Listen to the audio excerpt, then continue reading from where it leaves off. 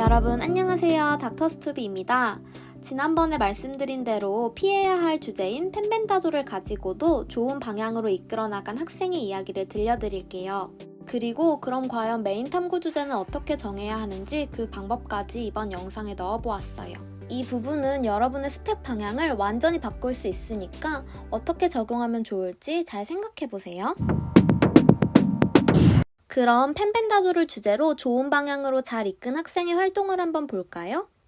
이 학생의 이름을 노아라고 지칭해볼게요. 자, 그럼 노아의 1학년 활동을 볼게요. 노아는 하리하라의 청소년을 위한 의학 이야기를 읽고 줄기세포 치료 부분에 관심을 갖고 자율 동아리에서 탐구를 진행하여 줄기세포 치료의 한계와 보완점의 주제로 동아리 발표대회에 나가 금상을 수상했습니다. 이때 줄기세포 치료를 했을 때 암 발생이 크게 증가하는 위험이 있다는 한계점을 알게 되었고 추가적인 독서를 통해 암에 관심을 갖게 되어 진로 활동 중 암을 치료하는 의사가 되는 길에 대한 보고서를 작성합니다. 줄기세포에 대한 관심이 암으로까지 확장되었네요. 2학년 때는 요양병원에서 봉사활동을 하며 암 환자분들 병상을 청소하는 일을 했는데 이때 혈액종양내과 교수님이 쓴 에세이의 내용을 유념하여 환자분들께 조심해야 할 점들을 명심하고 청소할 때 그 부분에 각별한 주의를 기울입니다. 이후 사회 시간에 최근 떠오르는 사회 문제에 대한 발표 수행 평가에서 가짜뉴스,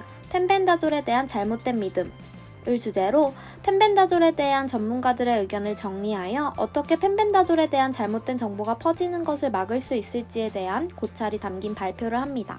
그렇게 3학년이 된 노아는 정규 동아리에서 펜벤다졸에 대한 독서를 하고 외국의 아티클들을 정리하다가 펜벤다졸이 구충제였다가 항암제로 주목받게 되는 현상과 같이 약의 원래 용도와 달리 새로운 용도로 사용하는 방법인 Drug Repurposing and Repositioning의 개념을 접합니다. 원래 말라리아 약으로 개발되었지만 류마티스 치료와 항바이러스 제로도 쓰이는 퀴닌 계열의 약이 그 대표적인 사례라는 점을 알게 되어 퀴닌 계열 약의 Repurposing, Repositioning 사례로 보는 펜벤다졸 Drug Repurposing, Repositioning의 한계 및 극복 방안의 주제로 보고서를 작성하였고 퀴닌 계열 약 관련 논문과 펜벤다졸 관련 논문 및 유튜브 속에서 플라시보군을 설정하는 방법, 통계적 고찰, 과학적 근거들을 비교했던 경험을 자기소개서에 서술합니다.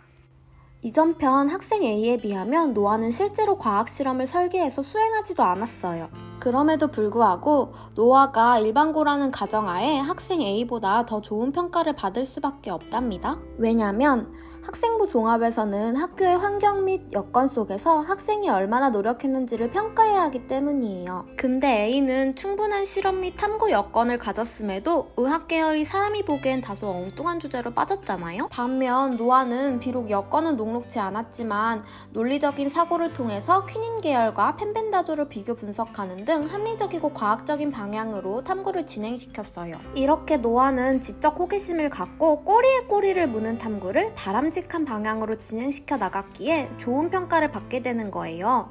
기억하세요. 꼬리에 꼬리를 무는 탐구.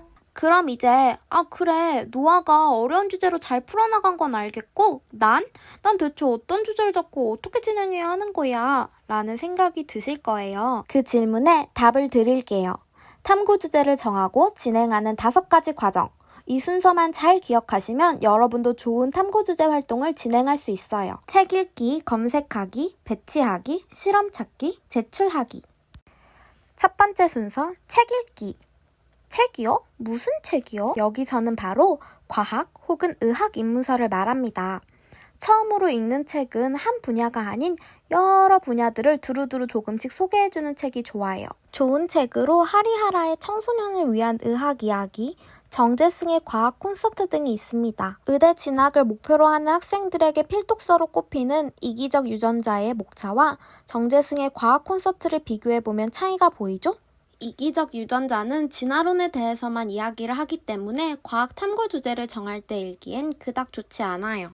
반면 정승재의 과학 콘서트는 통계학, 물리학, 생리학 같은 다양한 주제가 보이네요. 그러니 탐구 주제를 위한 책을 정할 때는 리뷰가 많은 책 중에서 목차를 보고 다양한 주제를 다루는 입문서인지 확인해 보는 게 필요해요. 그리고 책을 읽을 때 그냥 공부하듯 읽는 게 아니라 한 페이지 한 페이지 넘어갈 때마다 궁금한 점이 생기면 다 적어두세요.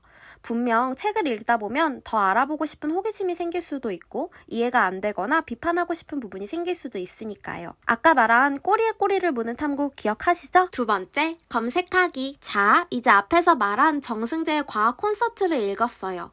그러다 제 이 악장에 심장의 생리학에 대해 관심이 생겼어요. 책을 읽다 보니 심장에 전기가 흐른다고 하는데 이게 애초에 어떻게 가능한 건지 호기심이 생겼거든요. 전선에나 전기가 흐르지 어떻게 사람 몸에서 전기가 흐르는 거지? 생각해보니 생명과학 1에서 신경세포를 배울 때 탈분극이니 분극이니 하면서 신경세포에 전기가 흐른다고 배웠던 것 같은데 그럼 심장도 신경세포들인 건가? 이런 호기심이 생겼다면 이제 구글, 논문 검색 사이트 등을 켜서 심장의 생리학 관련 키워드를 생각나는 대로 검색해보는 거예요. 한글보다는 영어로요. 심장의 생리학 책을 검색해보니 심장에 대해서만 깊게 다루는 책들이 몇 가지 있네요. 이제 책들을 읽어야겠습니다. 검색하다 보니 심장세포들이 하나로 연결되어 있기 때문에 전기가 통한다고 합니다. 궁금한 점이 풀렸어요. 이렇게 검색으로 좀 더 깊이 있는 탐구를 진행하는 거예요. 자, 여기서 닥터 스투비가 푸는 꿀팁. 위에 지금 키워드들 보이시나요?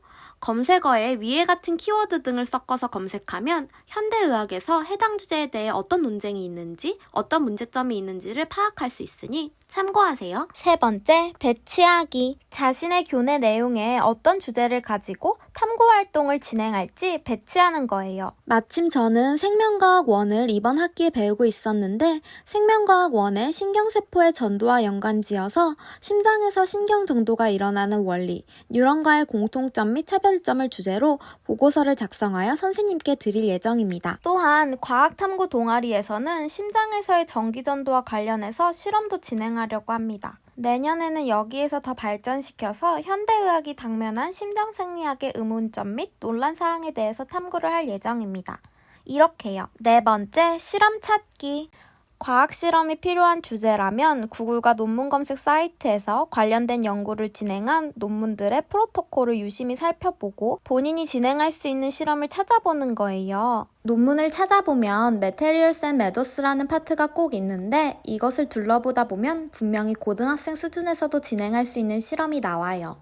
이렇게 직접 여러 논문들을 읽어보다 보면 실험을 어떻게 진행해야 할지 감이 잡힐 거예요. 이때 단순히 논문에 나와 있는 내용을 그대로 하기보다는 고등학생의 시선에서만 볼 수 있는 창의적이고 독특한 주제를 잡는다면 학종에서 더 좋은 평가를 받을 수 있습니다. 다섯 번째, 제출하기. 생활기록부에 어떻게 들어가야 할지 구상을 다 하면 학기 말이 아닌 학기 중에 미리 선생님께 자료를 제출하세요. 아무리 빛이 나는 활동을 했더라도 생기부에 들어가지 못하면 무슨 소용이에요. 본인의 문제 해결 능력, 창의성, 리더십 등을 파악하고 그것이 어떤 활동을 통해 드러났는지를 잘 정리해서 선생님께 미리 제출합시다. 생기부 마감 기한에 부랴부랴 이것을 제출하면 선생님들께서 아예 안 받는 불상사가 생기기도 해요. 그리고 생기부에 반영할 때는 반드시 지켜야 할 규칙이 있어요. 먼저 나열식으로 쓰지 말 것, 이전 활동의 결과와 동기가 끈끈하게 이어지게 할 것, 느낀 점 위주로 쓸 것, 이걸 명심하세요. 이렇게 5순서로 진행해보세요. 여러분의 생기부가 한층 더 탄탄해질 거예요. 자, 그럼 추가로 학생들이 많이 묻는 질문 2가지에 대한 답을 해드릴게요. 선생님, 그럼 탐구를 몇 개 정도 해야 하고 3년간 어떻게 배분해야 하나요? 이거에 대한 답은 최근 5년간 서울대 의대를 학생부 종합으로 합격한 학생들에 대한 통계 자료를 살펴보면 알 수 있는데요. 평균적으로 고등학교 3년 동안 탐구를 5개에서 7개 정도 진행해요. 이 말은 3학년 2학기가 반영되지 않는다는 것을 감안했을 때 적어도 한 학기에 탐구 활동은 한두 개는 꼭 해야 한다는 말입니다. 탐구 활동이 들어갈 수 있는 생기부 항목들이 있죠. 자율활동, 정규 자율 동아리 활동, 진로 활동, 과목별 세특에 3년 동안 한 항목에만 탐구를 배치시키지 말고 여기저기 흩뿌려두되 서로 긴밀하게 연결되어 하나의 스토리가 완성될 수 있도록 생기부를 관리해야 해요. 그럼 다음으로 많이 물어보신 질문, 의대에 가려면 무조건 의학 관련 내용으로 탐구를 해야 하나요? 학종에서 보는 탐구 활동의 본질은 학생이 지적 호기심을 갖고 자기 주도적으로 탐구를 했는가를 통해 학생의 성장 가능성을 평가하는 것이기 때문입니다. 의대라고 의학 지식이 많이 알아야 하니 의학 탐구를 해야 한다는 것은 잘못된 생각입니다. 하지만 그래도 의학 관련 탐구를 추천드리는 이유는 의학 관련 탐구는 전공, 적합성 또한 한 번에 잡을 수 있는 탐구이기 때문입니다. 의학에 대한 탐구를 주로 진행하다 보면 전공 적합성 측면에서는 상당히 좋은 평가를 받을 수밖에 없답니다. 여러분, 이번 영상 어떠셨나요? 오늘 알려드린 내용을 직접 적용해 본다면 우리 학생들에게 많은 도움이 될 거예요. 다음에도 합격에 도움이 되는 꿀팁들 많이 가져올 테니까요.